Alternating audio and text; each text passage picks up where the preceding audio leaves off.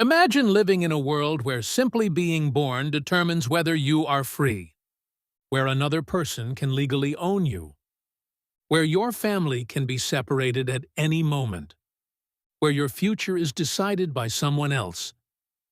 Now imagine escaping, not by hiding in the woods, not by running under cover of darkness, but by traveling openly, in broad daylight, on trains, on steamboats, through towns filled with people who could identify you.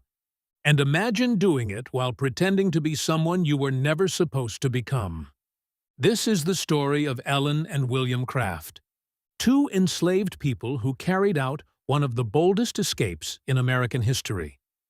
The year is 1848. The United States is deeply divided over slavery.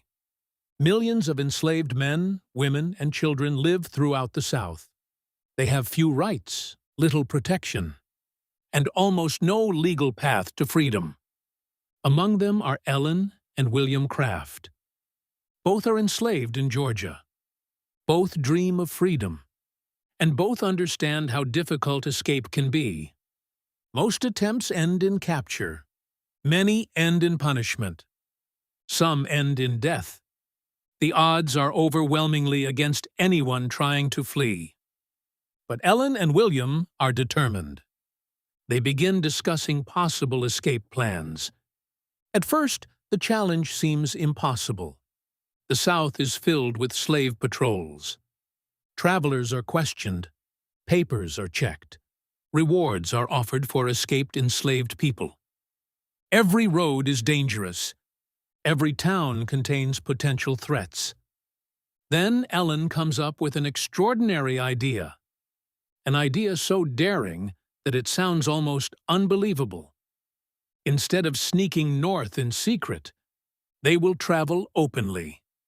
And to do that, Ellen will become someone else entirely. Ellen's appearance plays a crucial role in the plan. She has a lighter complexion than many enslaved people. In the racial system of the time, some people might mistake her for white. The Crafts decide to use this to their advantage. But there is another problem. A white woman traveling alone with an enslaved man would attract attention. Questions would be asked. Suspicion could quickly follow. So they create a different identity. Ellen will disguise herself as a wealthy white male plantation owner. William will pose as her servant. If the disguise works, people will see exactly what they expect to see: a wealthy traveler and an obedient servant accompanying him. The plan requires incredible preparation. Ellen cuts her hair short. She dresses in men's clothing. She wears glasses. She changes the way she walks, the way she stands, the way she carries herself. Every detail matters. One mistake could expose everything. One suspicious observer could ruin the entire operation. There is another challenge. Many hotels, train stations, and transportation companies require signatures, but Ellen cannot write. Being forced to sign documents could instantly reveal the deception. So she comes up with another solution. She wraps one of her arms in a sling. She pretends to be injured. If anyone asks for a signature, she can claim she is unable to write. Every part of the disguise is carefully designed. Every detail serves a purpose. Finally, the day arrives. In December 1848, the Crafts begin their journey. They leave Georgia behind. Immediately, the risks become apparent. They must purchase tickets, interact with strangers, answer questions, remain calm under pressure, all while maintaining their roles. Imagine sitting on a train surrounded by people who would gladly return you to slavery if they knew the truth. Imagine knowing that discovery could happen at any moment. Yet Ellen and William stay focused. At one point, Ellen finds herself seated near a man she knows. A man who could potentially recognize her. The danger is enormous. But somehow, the disguise holds. The man never realizes who she really is. The journey continues. They board steamboats, ride trains, stay in hotels, move through crowded cities. Every step feels like a gamble. Every interaction could be the one that ends everything.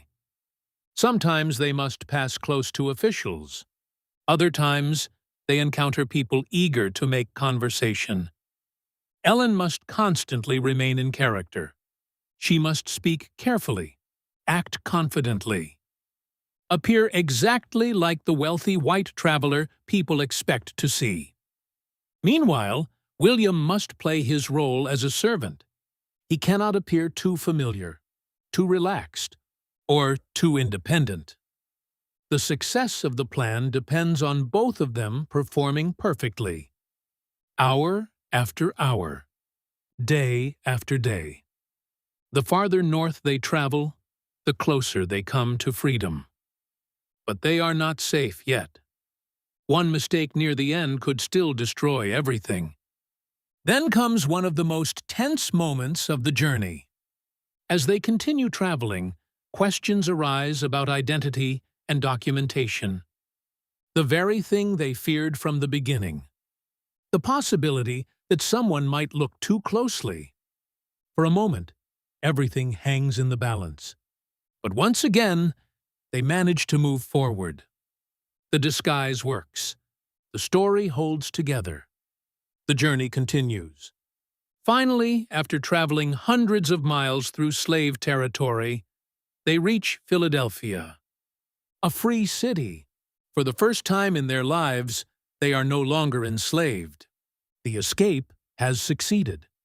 Against all odds, against a system specifically designed to prevent people from doing exactly what they had done. The Crafts quickly become known among abolitionists. Their story spreads. People are amazed by the courage and creativity of the escape. Many can hardly believe it happened.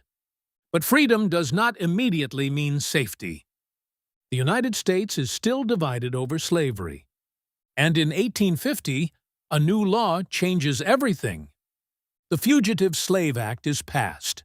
The law allows escaped enslaved people to be captured even in free states. Slave catchers begin searching for runaways across the North. Suddenly, Ellen and William face a new threat. Even after reaching freedom, they are still being hunted. The danger becomes so serious that they decide to leave the United States altogether. They travel to England. There, they can finally live beyond the reach of slave catchers. In England, they build new lives.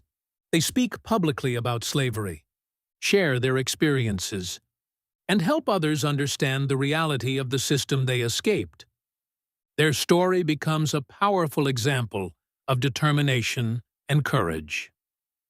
Years later, after the American Civil War ends and slavery is abolished, the Crafts eventually return to the United States.